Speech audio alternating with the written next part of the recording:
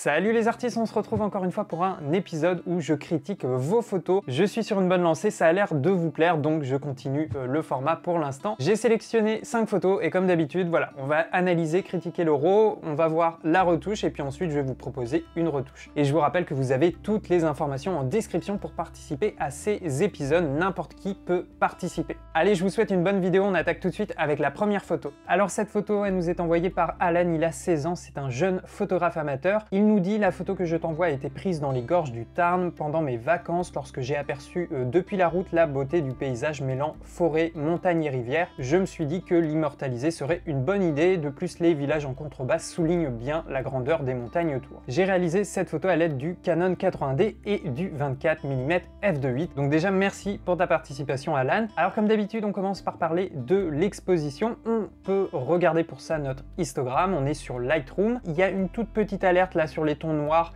comme quoi on a une petite perte, mais c'est vraiment sur quelques zones qui sont vraiment très sombres. Autrement, on regarde l'histogramme, on a des infos un peu partout. Je pense que tu avais une petite marge quand même au niveau des blancs, donc tu aurais peut-être pu exposer un tiers, voire 2 tiers de diaph au-dessus, exposer correctement ta scène. Mais voilà, l'important c'est aussi d'avoir protégé les hautes lumières, le ciel, les blancs, donc ça c'est bien réussi. Alors par contre, au niveau des paramètres d'exposition, je ne sais pas si tu étais en automatique ou en mise au point manuel, mais personnellement je l'aurais fait un petit peu différemment. Là, tu as utilisé une vitesse très rapide, mais un diaph très ouvert. En principe, je mets des guillemets, on est sur une focale assez large, on est sur du paysage, donc on recherche une profondeur de champ très grande avec quasiment pas de flou dans l'image. On veut que tout le paysage soit dans la plage d'honnêteté et donc en principe, il vaut mieux privilégier un diaph plus fermé parce que la profondeur de champ sera plus grande. Donc plutôt en principe du f8, du f9, du f11. Du coup, évidemment, pour compenser ça, tu utilises le paramètre de la vitesse. Là, il n'y a aucun souci, même au 24 mm à main levée, tu peux quand même descendre la vitesse pour compenser suffisamment ton exposition. Et puis je pense que ça te permettrait même de passer à ISO 100, donc les ISO les plus bas de ton boîtier. Après, tu me diras, oui, là, ça n'a pas trop d'importance parce que le paysage est quand même très loin de toi. Tu es au 24 mm et puis il n'y a pas vraiment d'avant-plan, donc au final, quasiment tout est net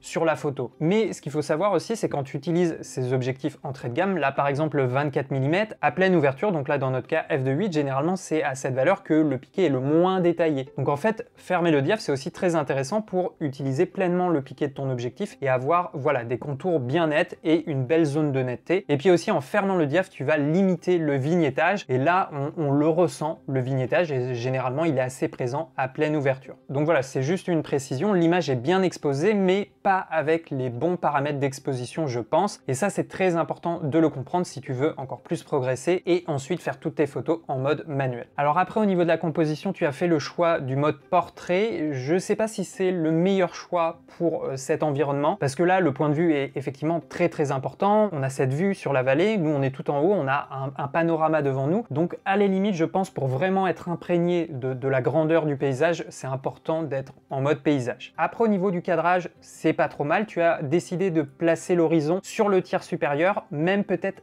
un petit peu haut, je trouve, par rapport au tiers supérieur. Il se passe quand même des choses intéressantes au niveau du ciel. On a du volume, on a des nuages, on a voilà de la profondeur. Donc ça, c'est très intéressant. Tu peux peut-être en redonner un petit peu plus, mais je comprends aussi que tu aies souhaité privilégier la partie au niveau du bas avec le petit village. Ça donne un point de référence par rapport, entre guillemets, à la démesure du paysage. Le souci, c'est que je dirais ce point de référence, le village, il se trouve vraiment très bas dans la photo. Il est en dessous du tiers inférieur. Il n'est pas évident à observer, l'œil ne va pas tout de suite dessus. Moi personnellement, mon regard il se balaye un peu au niveau du ciel, un peu au niveau de la crête et il descend petit à petit, mais ça se fait pas immédiatement, donc il faut essayer voilà, de trouver les bonnes proportions, l'équilibre au niveau de la composition pour que le regard circule facilement. Et puis autre élément qui de temps en temps peut être intéressant et parfois peut venir à l'encontre de l'intention de départ, là j'ai l'impression qu'on est sur une très légère plongée, en tout cas le point de vue est tellement haut qu'en fait la partie du bas et notamment le village, il est écrasé dans la vallée, sur la montagne, et du coup là il me manque un peu de profondeur, de perspective, et puis également l'heure où tu as prise cette photo, également ça n'aide pas trop parce que le soleil est quand même assez haut dans le ciel, on a une lumière plongeante, on a un aplat, et du coup ça manque un petit peu de relief, de structure, on a une montagne qui est un peu en 2D, je trouve ça manque de profondeur. Peut-être que tu aurais pu essayer de descendre un peu le point de vue, essayer de trouver un avant-plan, même si c'est un peu dans le flou, mais ça peut donner une dimension supplémentaire, ou alors avoir aussi un sujet en amorce ou complètement complètement dans le champ, qui regarde la vallée. Ça peut être encore un autre point de référence pour situer le paysage. Enfin voilà, c'est mon avis. La photo est par contre,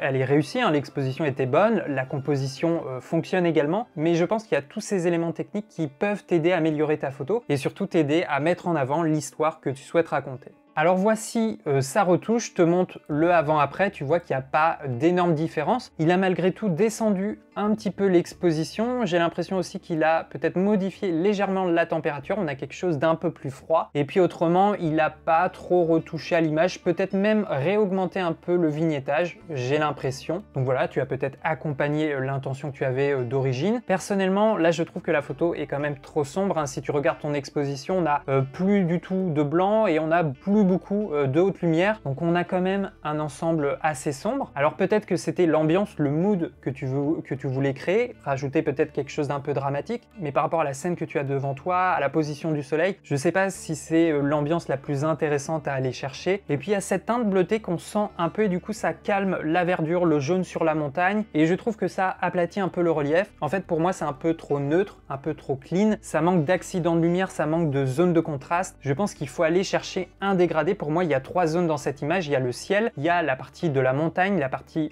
centrale de la photo, et puis il y a le bas de la vallée avec le village dans la zone un peu plus sombre. Et donc je pense qu'il faut essayer d'isoler un peu ces 3 parties, puis de les renforcer pour créer un dégradé et voilà, donner du relief et surtout créer de la curiosité pour l'œil. Alors voilà ma retouche, voilà ce que j'ai fait. Ça c'est le RAW et ça c'est ma retouche.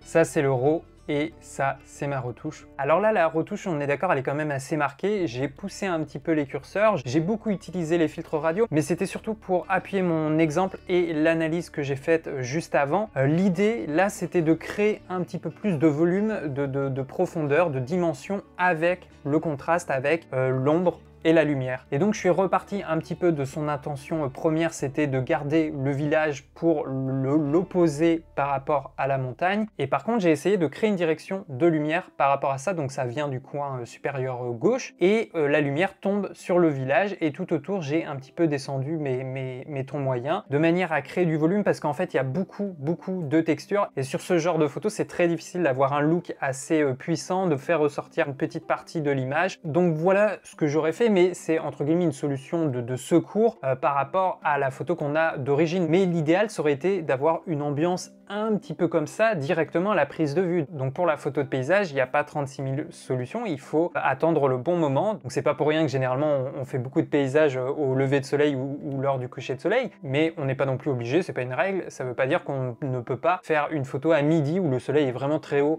dans le ciel. C'est juste que du coup l'ambiance va moins sauter à l'œil, donc il faut aller la chercher, il faut la travailler, parfois la créer. Et ça se fait à travers le choix de focale, le choix de la profondeur de champ et surtout à travers la composition. Donc voilà pour cette première photo. Un grand merci à toi Alan d'avoir participé, de nous l'avoir proposé. Bon courage à toi, ne lâche rien, continue de faire de la photo. Alors la deuxième photo nous est envoyée par Hachimai, je sais pas comment prononcer. C'est une photo qu'il a prise à Besançon lors d'une balade entre amis. L'objectif était de faire une photo un peu mystérieuse dans un lieu abandonné et sombre. Alors la photo a été prise avec un Canon 80D, il a utilisé le 18-55 mm. La photo a été prise à 1/200 de seconde, f4, ISO 4000 et au 25 mm.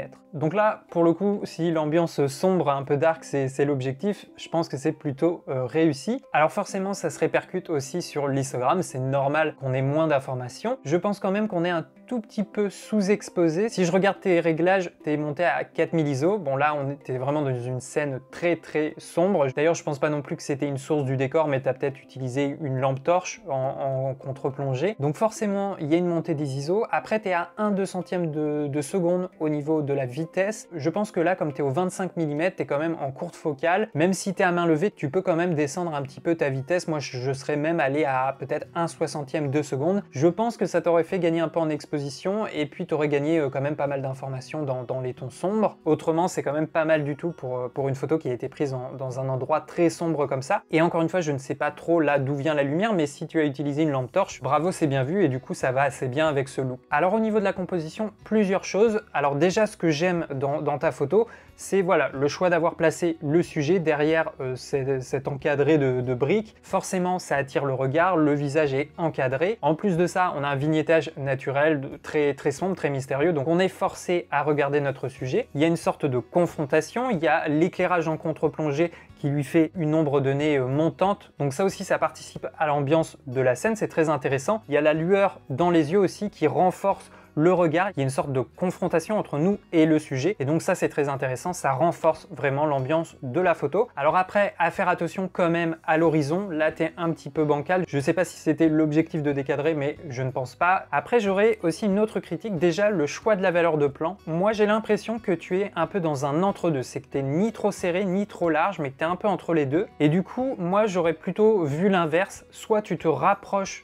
de ton sujet, parce que du coup l'effet oui est intéressant, mais à l'extérieur c'est totalement noir, on n'a aucune information. Donc au final, est-ce qu'on a besoin d'avoir autant d'espace à l'extérieur? Je ne suis pas sûr, parce qu'au final c'est de l'espace inutilisé et le sujet a un petit peu moins de présence. Je pense que l'expression, le regard aurait été encore plus impressionnant si tu t'étais peut-être rapproché ou si tu avais un petit peu zoomé dans l'image, ou alors à l'inverse, ça aurait pu être intéressant d'être encore plus large et que le sujet soit plus petit. On discerne moins le sujet, on ne voit presque plus le visage, il y a une forme, on sent qu'il y a un portrait, mais il est très loin et du coup là, le côté mystérieux ressortirait encore plus parce qu'on se poserait des questions sur l'identité de la personne, on essaierait de deviner ce qu'on voit. Par contre, sur un plan plus large, et voire même sur cette valeur de plan, ça aurait été intéressant de trouver une manière, je ne sais pas laquelle, mais pour ramener des informations sur le mur qui est devant, parce que là pour le coup c'est totalement noir, il n'y a aucune information et du coup ça fait presque montage photo. En fait le truc très sombre se retourne un peu contre toi parce qu'il y a plus du tout d'informations. Et ça c'est un truc qui peut arriver souvent au début,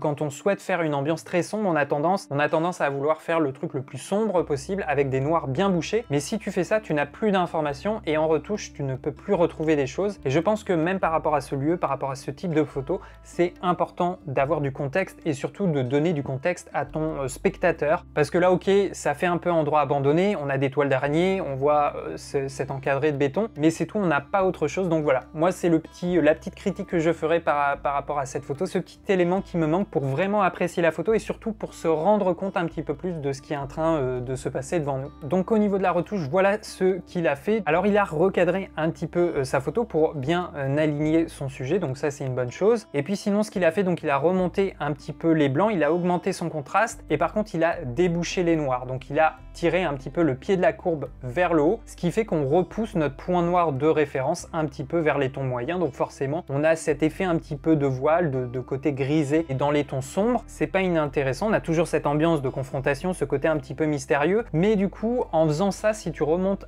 trop le point noir, on a tendance vraiment à perdre toutes les informations qu'on a dans nos tons sombres et en fait on perd en volume, on a moins de profondeur, on a quelque chose d'un peu 2D. Alors je sais qu'il n'y avait pas vraiment d'autres solutions parce qu'à mon avis tu n'avais pas non plus d'informations à ces endroits-là dans tes tons les plus sombres à la prise de vue. Mais voilà, juste à faire attention avec le point noir, ça peut être intéressant parfois de le monter pour essayer d'équilibrer un contraste, mais là comme tu as vraiment une dominance de ton noir, c'est même plus des tons foncés, il faut faire très attention parce que du coup ça agit quasiment sur l'ensemble de l'image et après au final on a presque l'impression d'avoir un montage photo. Alors voilà ma retouche, je vous montre le avant-après. Alors c'est pas évident, mais j'ai essayé tant bien que mal de faire ressortir un petit peu le mur. Si je zoome, tu vois on avait un petit peu d'infos, mais bon il y a du grain évidemment. Après pour le coup, comme le mur prend vraiment la totalité de l'image, à part le trou à l'intérieur, ça rajoute pas énormément de contexte, mais le fait que on discerne quand même un petit peu des nuances de gris tout autour, pour moi ça crédibilise un peu la photo et ça donne quand même un petit peu de contexte à l'image. Après comme je disais, il aurait peut-être fallu soit être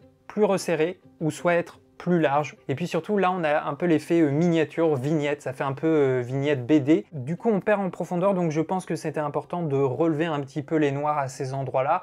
Pour isoler cette partie, j'ai en fait tout simplement utilisé un pinceau. Donc voilà pour cette deuxième participation, un grand merci à toi pour cette photo. C'est un style de photo, une ambiance qu'on n'avait pas encore vue sur cette série d'épisodes, et continue de te lancer des défis, de travailler justement dans ces endroits un petit peu sombres, abandonnés, parce que c'est pas évident, il faut que tu te serves de tous les outils que tu as à ta disposition. Donc vraiment penser à ta composition, vérifier ton exposition et surtout se poser la question du contexte comme on vient d'en parler. Même pour une ambiance mystérieuse, un mood un peu dark comme ça, il faut laisser des informations, il faut donner du contexte et justement tu verras qu'en intégrant d'autres éléments, en donnant du contexte à ton image, le spectateur restera beaucoup plus longtemps sur ta photo et il va se poser beaucoup plus de questions. Voilà, un grand merci et bravo pour cette photo. On continue sur la photo suivante. Alors la photo suivante nous est envoyée par Martin, il nous dit que ça fait 2 semaines qu'il a acheté son premier boîtier, c'est un Canon 7D et il utilise un 28-135 mm. Il nous dit qu'il a essayé de prendre un brin de pissenlit, il voulait créer une ambiance de coucher de soleil et avoir un beau reflet dans l'eau, également avoir une sensation de vide en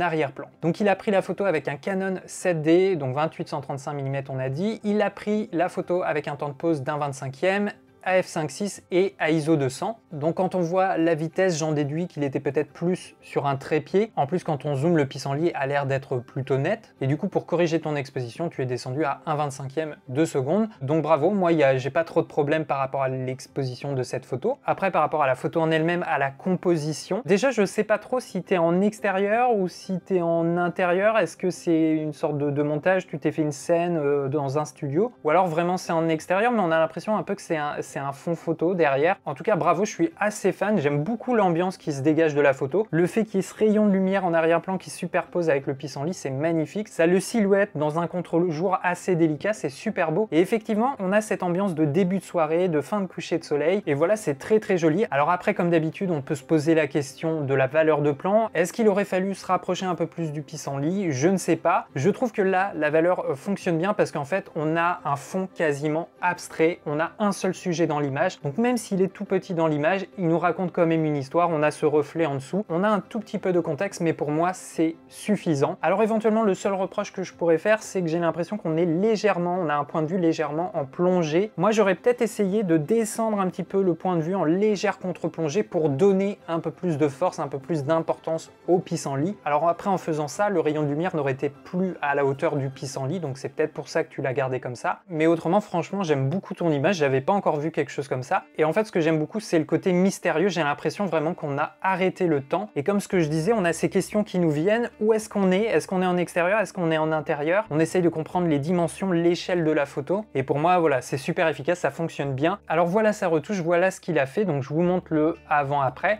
Donc il a fait le choix du recadrage, on est passé je pense sur un format carré, 1 par 1 pour Instagram. Il a aussi déplacé son sujet, sa composition. Il l'a placé sur le premier tiers. Pourquoi pas, c'est un choix. Personnellement, encore une fois, je ne sais pas si c'était nécessaire, si c'était indispensable de faire ça. Comme on a un fond uni et presque abstrait tout autour du sujet, pour moi, c'est pas gênant de l'avoir au centre. Ça peut être intéressant de placer la photo sur un des tiers s'il y a, je dirais, un mouvement ou quelque chose au niveau de la lumière qui nous amène naturellement sur le pissenlit. Alors que là, c'est pas trop le cas par rapport à la photo d'origine. On sent un petit peu le vignettage sur le côté. Il a essayé d'augmenter un peu l'exposition. Donc on a un peu l'impression qu'il y a un projecteur sur le pissenlit. C'est un style, c'est une ambiance, c'est pas inintéressant, mais du coup je trouve que ça casse un petit peu la douceur qu'il y avait naturellement entre les différents dégradés. Après, ce que j'aime beaucoup quand même sur sa retouche, c'est qu'il a vraiment pas forcé les choses, il a même adouci le contraste, il a descendu un peu ses blancs, un peu ses hautes lumières. Donc tu vois, le gros de la photo vit au niveau des tons sombres et des noirs. Donc on a quelque chose de très doux, un mood un petit peu sombre avec des couleurs un petit peu désaturées. Donc ça, je dois avouer que ça marche assez bien. Donc je pense que après il a fait voilà les choix qu'il voulait pendant sa retouche, mais je pense qu'il a quand même accompagné la photo d'origine. Donc voilà, pour moi ça fonctionne plutôt bien parce qu'en fait la scène, le sujet est très efficace de base, naturellement dès le RAW. Alors voici ma retouche, voilà ce que j'ai fait, je vous montre le avant-après, je vous montre le RAW. Alors je suis parti comme lui sur le format carré, comme ça sera plus facile pour la comparaison. J'ai essayé plutôt de maintenir le sujet au centre et en fait principalement ce que j'ai fait c'est de retravailler un petit peu la direction de lumière. J'avais l'impression qu'il y avait un tout petit peu plus d'exposition sur la gauche, donc j'ai essayé de reprendre ça et de le renforcer pour avoir une entrée de jour, une direction un peu plus naturelle. Et puis après je suis resté sur une ambiance très douce, très légère et à la fin j'ai même descendu la correction du voile, ce qui crée un petit peu cet ensemble un peu brumeux et je me suis dit que ça irait bien avec cette ambiance un peu mystérieuse et j'ai même aussi descendu un peu la vibrance pour rester sur des couleurs un peu comme ça, un peu ternes, un peu de fin de journée. Donc voilà, j'ai pas autre chose à dire, bravo à toi Martin, personnellement je suis très fan de ta photo et j'aurais été curieux aussi de voir un peu les coulisses de la photo. Parfois les choses très simples avec un brin de créativité, ça amène de belles émotions, donc voilà, encore bravo à toi et merci pour ta participation. Alors on continue avec la 4e participation. inspiration, c'est une photo qui nous est envoyée par Jérôme. Donc c'est un portrait de Philippine, j'adore ce portrait et j'ai voulu jouer sur les couleurs et les yeux pour faire ressortir un maximum son regard intense. Donc Jérôme qui a l'air de faire pas mal de portraits et de shooting photo, je suis allé un peu voir sur son Instagram. Alors je vais pas rester trop longtemps sur le RAW parce que c'est bien aussi d'avoir la vision finale du photographe avec la retouche, mais déjà on peut parler un peu des exifs. Donc c'est une photo qu'il a prise avec un X-T3 avec le XF 90 mm f2, il a prise la photo à 1/3500e de seconde f2 et ISO 320 au 90 mm. Donc on est sur une optique qu'on utilise régulièrement en portrait. Au niveau de l'histogramme, on est pas mal. Alors là, ça se voit peut-être pas, mais je suis allé voir les autres photos qu'il a faites sur cette série et en fait, ils sont en extérieur sur de la neige, donc une surface qui est très réfléchissante. C'est pour ça qu'il y a quasiment aucune ombre sur son visage et qu'il y a un rendu très doux et une ambiance aussi un petit peu froide sur la photo. Mais voilà, rien à dire au niveau de l'exposition. On a des informations un peu partout, notamment sur les tons les plus foncés, donc principalement le manteau, l'écharpe, et il a aussi préservé ses blancs. On est en bordure, mais on a toutes les informations, donc voilà, c'est parfait. On a un RAW qu'on va pouvoir pleinement utiliser. Au niveau de la composition, donc côté valeur de plan, on est sur un plan taille. À mon goût, le visage est peut-être un tout petit peu haut dans le cadre. Après, ça c'est très subjectif, du moment que la capuche, le front n'est pas coupé, c'est bon. Au niveau de la position du modèle, j'aime bien le regard, l'expression, j'aime bien un petit peu les cheveux de chaque côté, un petit peu en désordre. Il y a la main là qui est pas très utile, on la voit pas beaucoup, ça interpelle le regard, mais je sais qu'il a recadré sa photo après sur la retouche pour justement l'enlever. Autrement, ça marche bien, on a un joli portrait, il est à f2, donc on a une petite profondeur de champ avec voilà un beau flou d'arrière-plan,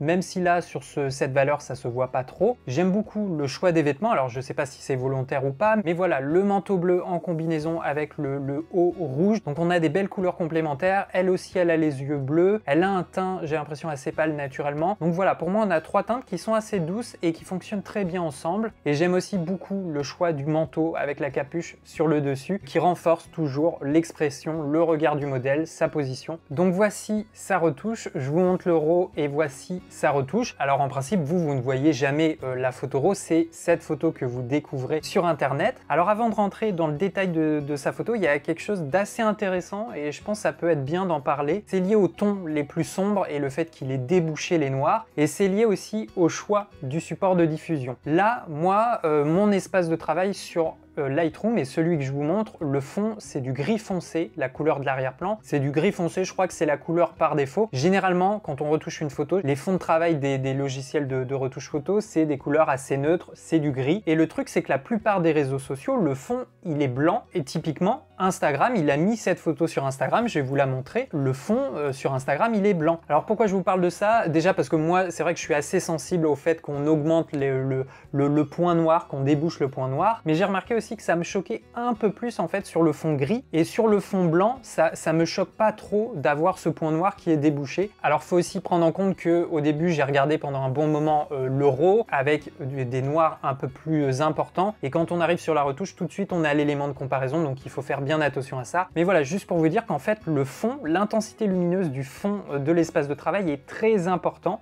parce qu'en fait moi ça m'est déjà arrivé d'avoir développé une photo, je trouvais que l'exposition était correcte, mais en fait quand je la mettais sur Instagram avec un fond blanc, je trouvais que la photo ne ressortait pas et que les tons sombres étaient trop présents. Donc en fait quand je retouche une photo pour Instagram, personnellement ça m'arrive souvent de passer le fond sur gris clair ou sur blanc, juste pour voir la comparaison de ma retouche par rapport au fond blanc. Et bien souvent je pousse un petit peu l'exposition, parfois les blancs, j'augmente un peu les noirs pour qu'il n'y ait pas un trop gros contraste et que le fond blanc vienne interférer avec le contraste qu'on a créé sur notre retouche. Donc voilà, petite digression, fin de la parenthèse, mais voilà, quand j'ai regardé sa photo sur Instagram et sur le fond gris de Lightroom, en fait l'impression que j'avais des couleurs, du contraste était différent. Après, maintenant que je regarde sa retouche sur Lightroom depuis 5-10 minutes, mon œil s'est habitué à son contraste, à ce niveau de noir, et du coup le fait qu'il ait monté le point noir, ça me choque plus. Voilà, désolé, petite parenthèse, mais je trouve que c'est un truc très important. Du coup, par rapport au RAW, il a conservé donc le même format, il l'a pas changé, mais il a fait un recadrage. Donc là, c'est plus intéressant parce que l'œil, le visage arrive sur le tiers supérieur, donc ça c'est très bien, c'est quelque chose qui est naturel pour l'œil. Il a fait un recadrage pour ne plus avoir la main, les doigts sur le côté. Autrement, j'aime beaucoup le travail des couleurs, elles sont plus saturées, mais elles sont aussi plus chaleureuses, plus joyeuses. On avait un un bleu un petit peu terne, on avait un rouge qui était plus sur le magenta, et là on a des couleurs plus vibrantes, plus éclatantes. Il a travaillé les yeux, un peu la couleur des lèvres, le visage également. Il y a une sorte de douceur un peu partout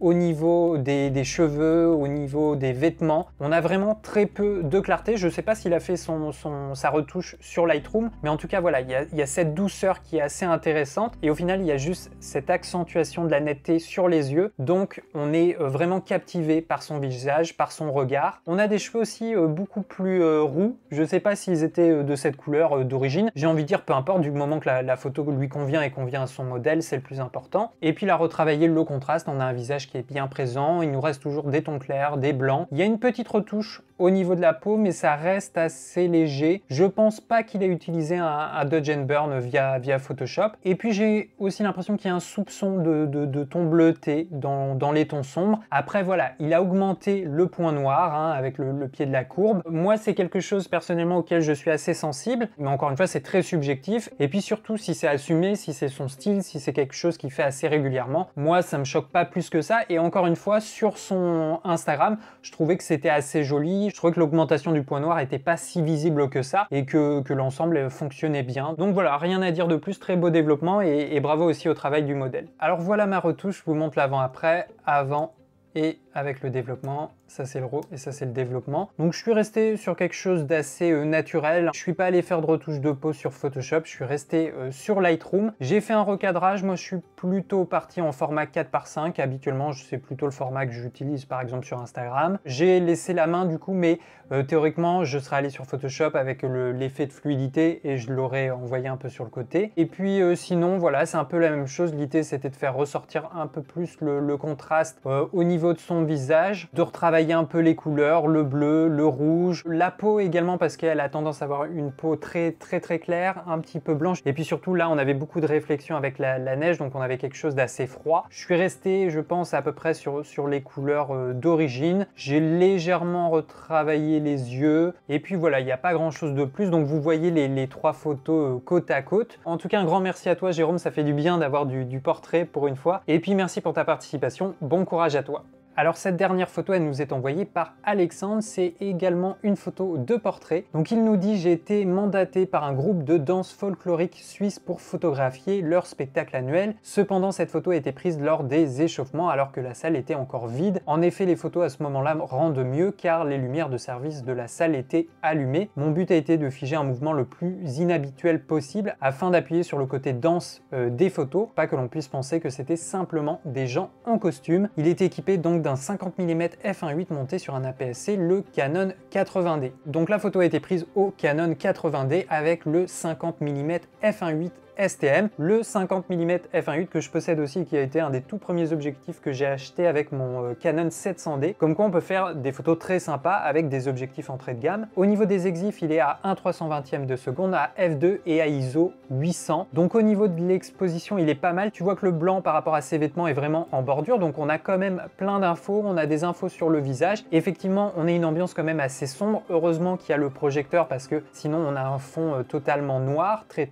sombre. Après on est en intérieur, donc il n'a pas trop le choix au niveau de son exposition. Il est resté à ISO 800 pour limiter la montée du grain. Il est à f2 en même temps, ça isole un peu le sujet, et puis là il avait besoin d'un objectif lumineux. Et puis il est resté à 1/320e. J'aurais tendance à dire que c'est un peu juste en vitesse pour totalement figer un sujet. Là il s'en sort plutôt bien. Tu vois que le pied qui était certainement en mouvement, il est légèrement flou, mais voilà, on a un peu de détails, la photo est quand même assez nette. Ensuite au niveau de la composition de la photo en elle-même, je suis assez fan. Alors au niveau du cadrage, je trouve le sujet un tout petit peu bas dans l'image. Tu vois que majoritairement elle est en dessous du tiers supérieur. J'aurais peut-être moi, tu vois, cadré quelque chose comme ça, on va dire, de manière à ce qu'elle soit un peu plus centrée et que la tête arrive juste au-dessus du tiers supérieur. Tu vois, là c'est le RAW et ça serait avec le recadrage. Bon après c'est une presta, c'est de la danse, là c'est pendant les répétitions, donc j'imagine ça va très vite. Donc c'est pas toujours évident d'avoir le cadre parfait, idéal. Après je sais pas si à ce moment-là elles étaient plusieurs sur scène, en tout cas tu as réussi à bien isoler un sujet. Tu as également beaucoup de chance, ou en tout cas tu as eu l'œil, parce que la lumière tombe très bien sur son visage. Elle tourne la tête sur le côté vers la lumière, donc c'est très joli. Petit regret par rapport à la direction du regard qui est un petit peu fuyant, ça aurait été bien qu'elle regarde un peu plus proche de toi. Après la photo, la position en elle-même elle est géniale. génial. Tout de suite ça fait danse et on est tout de suite sur le thème du folklorique, donc ça fonctionne bien. Et puis la valeur est pas mal. Là on a un mouvement global du corps, donc c'est important de la voir en entier. Mais sinon rien à dire. Après il faut être sur place, il faut voir